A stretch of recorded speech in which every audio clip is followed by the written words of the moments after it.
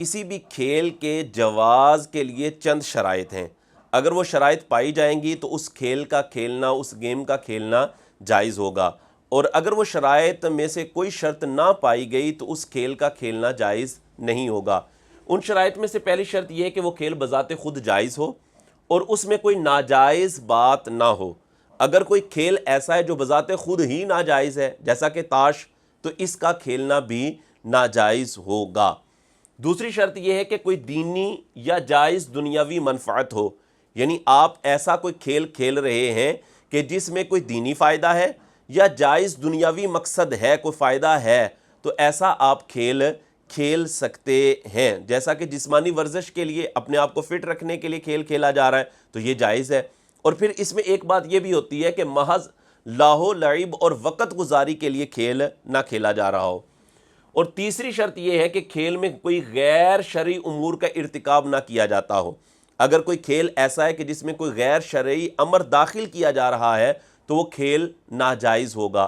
جیسا کہ ایسا کوئی کھیل جس پر جوا لگایا جا رہا ہے یا رشوت دی جا رہی ہے یا لی جا رہی ہے تو وہ کھیل ناجائز ہوگا. چوتھی شرط یہ ہے کہ کھیل میں اتنا غلو نہ کیا جائے کہ شرعی فرائض میں کوتاہی یا غفلت پیدا ہو. یعنی آپ کھیل میں اتنے لگ گئے ہیں کہ کھیلتے جا رہے ہیں، نمازوں کی پرواہ نہیں ہے، نمازیں قضا ہو رہی ہیں، یا رمضان المبارک کے اندر کھیل رہے ہیں تو روزے قضا ہو رہے ہیں، تو اس صورت کے اندر وہ کھیل ناجائز ہو جائے گا. تو یہ اختصاراً میں نے 4 شرطیں آپ کے سامنے بیان کی ہیں. اگر یہ 4 شرطیں پائی جائیں گی تو اس کھیل کا کھیلنا جائز ہوگا. اب ہم چلتے ہیں آن لائن گیمز کی طرف. آن لائن گیمز کی خرابیاں میں آپ کے سامنے بیان کرتا ہوں، پھر آپ خود فیصلہ کریں گے کہ آن لائن گیمز کھیلنا کیسا ہے. ان کی خرابیوں میں سے پہلی خرابی یہ ہے کہ شرعی فرائض اور واجبات میں کوتاہی اور غفلت پائی جا رہی ہے. ہمارے نوجوان ہیں، بچے ہیں یا بڑی عمر کے افراد ہیں، وہ ایسے ان گیموں کے اندر منہمک ہوتے ہیں، ایسے لگ جاتے ہیں کہ نمازوں کی پرواہ نہیں ہوتی، پوری رات کھیلا جا رہا ہے، صبح فجر کی نماز میں اٹھا نہیں جا رہا. یعنی فرائض کے اندر کوتاہی پائی جا رہی ہوتی ہے. ایک خرابی یہ. دوسری خرابی یہ بے حیائی. تیسری فحاشی. چوتھی کبھی مذہبی توہین. ایسی گیمیں بھی پتہ چلی ہیں کہ جن میں ایسا ہوتا ہے کہ گیم کھیلنے والے کا جو فائٹر ہوتا ہے وہ کعبہ شریف کی تصویر بنی ہوتی ہے تو اس پر معاذ اللہ گولیاں چلائی جا رہی ہوتی ہیں. تو یہ کیا ہے؟ یہ مذہبی توہین ہے. اسی طرح ان گیمز کے اندر میوزک ناجائز اور حرام ہے، ظاہر ہے، یہ بھی چل رہا ہوتا ہے. چھٹی چیز قتل و غارت. اور کبھی کبھی ایسا ہوتا ہے کہ خودکشی والا معاملہ بھی بن جاتا ہے. یعنی گیم کھیل رہا ہے بندہ تو اسی وجہ سے ایسے اثرات اس پر مرتب ہوئے کہ وہ خودکشی کر بیٹھا. یہ خرابی بھی ہے. 7ویں خرابی یہ کہ وقت کا شدید ضیاع. 8ویں خرابی جسمانی طور پر کمزوری، نظر کمزور ہو رہی ہے، دماغ پر اثرات مرتب ہو رہے ہیں، بچوں میں ایسے جیسے پاگل پن پڑ رہا ہے. اسی طرح 9ویں خرابی جوا.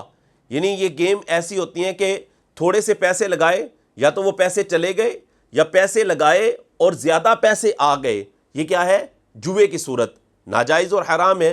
نص قرآنی میں یہ بات موجود ہے کہ جوا حرام ہے.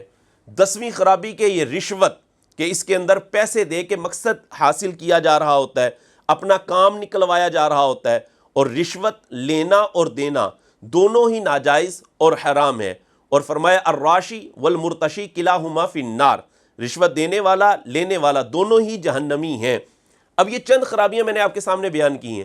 اب ان چند خرابیوں کو آپ دیکھیں اور آپ غور کریں اور آپ فیصلہ کریں کہ آیا آن لائن گیمز کھیلنا جائز ہے یا ناجائز ہے. آپ خود اس بات کو بیان کریں گے کہ آن لائن گیمز کھیلنا یہ ناجائز اور حرام ہے. پھر آن لائن گیمز پر جو آمدن لی جا رہی ہوتی ہے، ارننگ ہو رہی ہوتی ہے، تو جب بھائی اس کا کھیلنا ہی ناجائز اور حرام ہے تو اس کی جو آمدن ہوگی وہ بھی ناجائز اور حرام ہوگی.